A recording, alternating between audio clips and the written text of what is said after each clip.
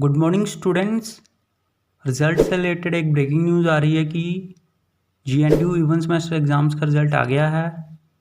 तो जिन जिन क्लासेस का रिज़ल्ट आया है वो हैं BBA 6 सेमेस्टर,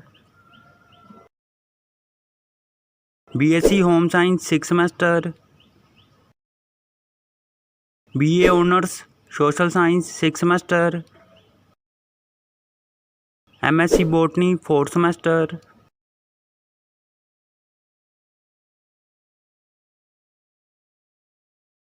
तो सभी स्टूडेंट्स GNDU की ऑफिशियल वेबसाइट पर जाकर अपना अपना रिज़ल्ट चेक करें gnu.ac.in पर।